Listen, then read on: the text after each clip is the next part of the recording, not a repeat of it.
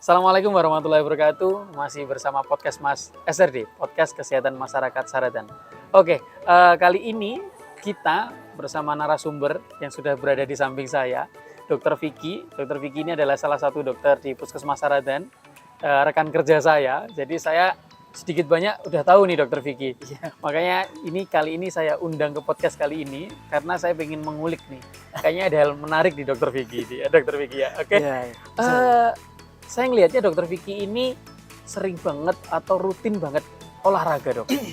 Makanya kelihatan nih badannya sudah mulai langsing nih ya, Dok ya. Oke, sebenarnya Dr. Vicky, motivasinya Dr. Vicky sering olahraga itu karena apa, Dok? Ya, terima kasih Dr. Eka. Jadi motivasi utama sebenarnya karena keluarga ya.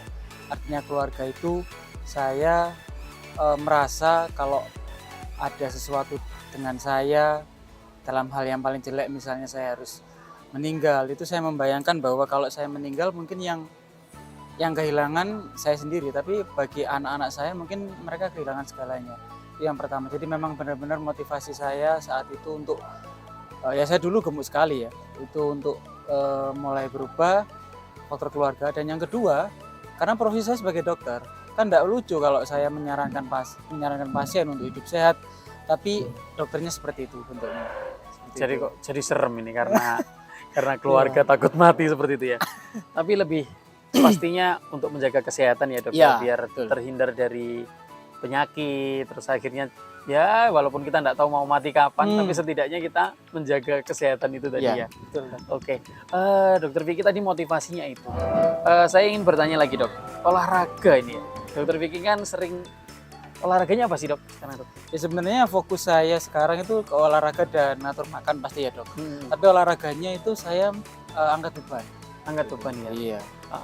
Terus berarti ini ya nge-gym nih ya, Dok ya? Ya, fitness atau gym. Sering ya, Dok? Sering. Itu sebenarnya alasannya sederhana ya, Dok. Karena waktu itu saya itu obesitas. Karena kalau dengan kondisi saya yang obesitas itu dipaksa untuk running atau lari, jelas resiko tinggi untuk cedera tentunya. Sehingga saat itu saya memilih untuk olahraga beban, dan memang karena itu yang paling cocok dengan kondisi saya saat itu. Oh, berarti sebenarnya olahraga itu juga harus kita sesuaikan ya, Dok ya? Iya, tentu. Dengan kondisi tubuh kita sendiri ya. Jadi harus memilih. Perlu enggak sih, Dok, sebenarnya kita mencari apa ya, kayak coach atau konsultan nih, kita cocoknya olahraga apa kayak gitu-gitu? Ya sebenarnya kalau ngomong perlu, tidak perlu ya lebih tepatnya perlu, tapi tidak yang begitu wajib ya. Karena sebenarnya ada hal yang lebih penting, Dok, daripada itu, yaitu komunitas. Karena saya mengalami sendiri bagaimana saya sendirian, tidak ada teman, itu sangat roller coaster sekali rasanya. Itu pengen nyerah, pengen gimana, tapi kemudian saya ketemu dengan teman, akhirnya ada komunitas kecil-kecilan. Nah itu sedikit banyak kita bisa saling sharing, saling support di situ. Itu penting sekali justru. Ya, itu faktor lingkungan juga itu Iya. tadi ya, Dok ya. Oke, kayak gitu, Dok. Mungkin masyarakat juga sebenarnya pilihan olahraganya itu banyak ya, Dok ya. Iya. Yang nggak berbayar nih, Dok. Iya. Kira-kira apa, Dok, olahraga yang gampang dan nggak berbayar? Iya, kembali lagi tadi tergantung situasi atau kondisi masyarakatnya ya. Manakala Anda berada di posisi yang gemuk atau obesitas, tentu tidak saya sarankan untuk lari justru. Jalan kaki saja, jalan kaki dengan tempo yang slow itu cenderung tidak meningkatkan heart rate ya kalau kita tahu nadi kita. Karena kalau nadi kita tinggi kita akan jatuh ke kondisi seperti lari. Nah, itu nanti efeknya adalah yang hilang bukan lemak kita tapi otot kita, Dok. Oh, seperti itu ya. Jadi memang sangat penting itu tadi ke pemilihan.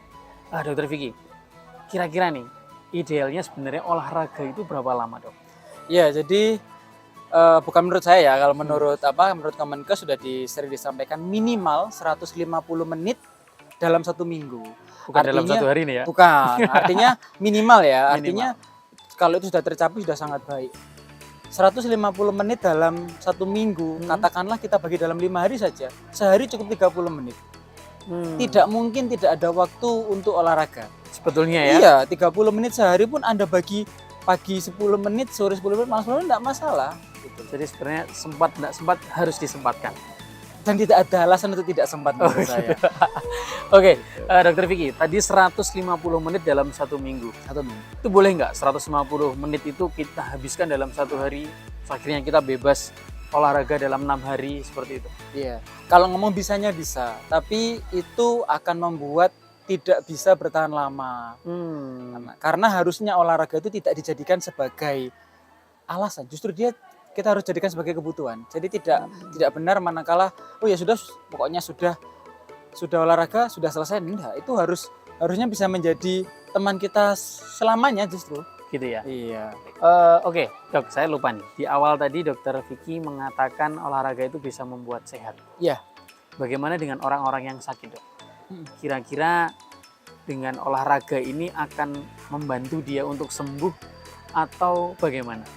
Ya, tentu lihat kondisinya juga. Tapi artinya begini, olahraga itu sebenarnya dia tidak pernah salah ditempatkan di kondisi apapun. Karena Walaupun justru lagi sakit. Iya, justru gitu. Jadi mungkin dokter pernah jumpai juga ada beberapa sejawat kita dari dokter tulang, dokter ortopedi ya. Pada kasus-kasus pasien dengan pengapuran lutut justru disarankan untuk olahraga. Agar supaya apa? Itu sangat membantu untuk stabilitas ekstremitas bawah atau otot-otot bawah juga. Oke. Ini Dok, sebenarnya selain sehat dalam arti secara fisik nih, kadang kayak Dokter Vicky olahraga angkat beban tuh, itu yang dicari lebih ke apanya, Dok? Ke langsingnya atau massa ototnya nih? Iya. Jadi terus terang fokus saya adalah di massa otot, dokter. Kenapa massa otot? Otot itu ibarat tubuh kita itu seperti tempat sampah. Jadi kalau otot kita kecil, maka tempat sampah kita kecil, artinya membuat kita makan itu sebenarnya cenderung nggak bisa loss. Gitu. Dan otot itu, bagaimana tadi saya sampaikan dia seperti tempat sampah. Sebenarnya begini, ada analogi yang paling gampang seperti ini. Misalnya ada pasien dengan kadar gula darah 400, kemudian dia minum obat, gulanya menjadi 200. Yang 200 mana? Yang 200 itu nggak kemana-mana, dia sebenarnya hanya bergeser ke otot. Dibuang di tempat sampah tadi ya? Iya, kalau otot kita besar, itu kita artinya punya tempat untuk mengolah itu banyak. Jadi justru sebenarnya pernah saya mendengar salah satu indikator kita baik itu adalah jarangnya kita kram. Jadi kalau kita nanti sering kan kita di puskesmas, di tempat praktek mendengar pasien dengan riwayat diabetes mellitus keluhannya kakinya kemeng-kemeng. Kenapa? Karena ototnya sedikit tapi tempat sampahnya banyak, Dok. Oh gitu. Jadi lebih bagus memperbanyak otot, bukan lemak nih ya tentunya ya. Iya betul. Oke, Jadi otot itu dengan dia kita meningkatkan massa otot kita, otomatis kita kehilangan lemak. Nah kadang dokter. Jadi yang harus diketahui adalah kalau saya dulu memang awalnya motivasinya ingin turun berat badan ya. Tapi untuk saat ini saya rasa yang lebih penting adalah komposisi tubuh.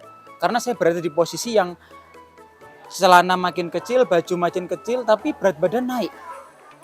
Karena bisa kan? Kalau pasti orang tanyanya gini betul. Nih, kelihatan langsing tapi berat badan naik. Iya, jadi memang seperti itu uniknya tubuh kita. Itu karena lemak itu, 1 kilo lemak itu jumlahnya gede.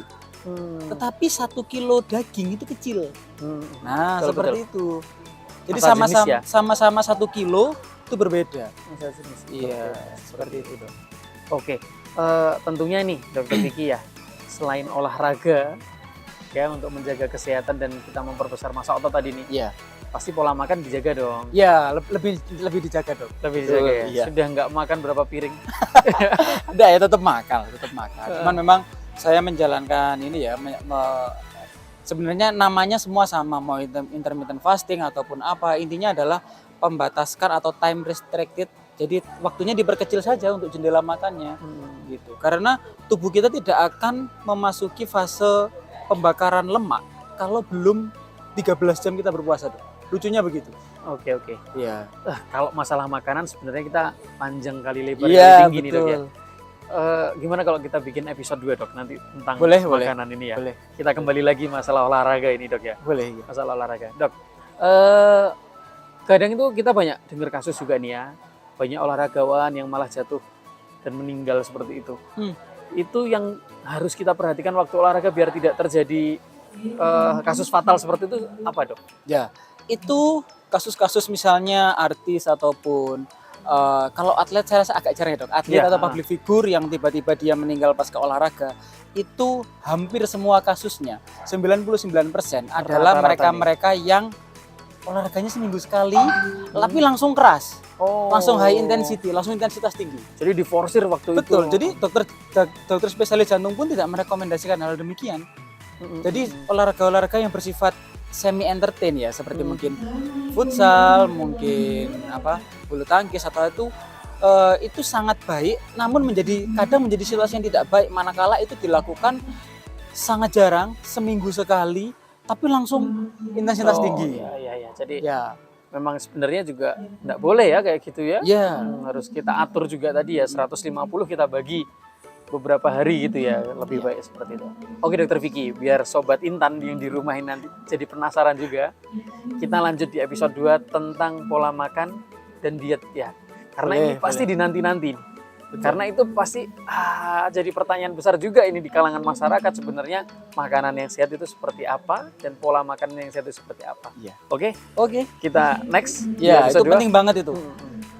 Bisa. Dokter Vicky, terima kasih atas waktunya. Terima kasih dokter. Ya, Nanti kita terima kasih. lanjutkan di episode selanjutnya. Oke, Biar siap. informasi ini terus ada Iya. dan membuat Sobat Intan di rumah penasaran, Dokter Vicky tentunya. Oke. Oke, saya akhiri Dokter Vicky. Terima Ya. kasih atas waktunya Dokter Vicky. Terima Loh, kasih, Dokter. inilah tadi lupa kopinya ada diminum. Iya. Kita Oke. minum dulu ya, Bu. Iya, ya. oke, silakan. Kopi itu sebenarnya boleh nggak sih, Dok? Nanti kita bahas di episode 2. Oke. Terima kasih Sobat Intan yang ada di rumah. Kita akhiri. Wassalamualaikum warahmatullahi wabarakatuh.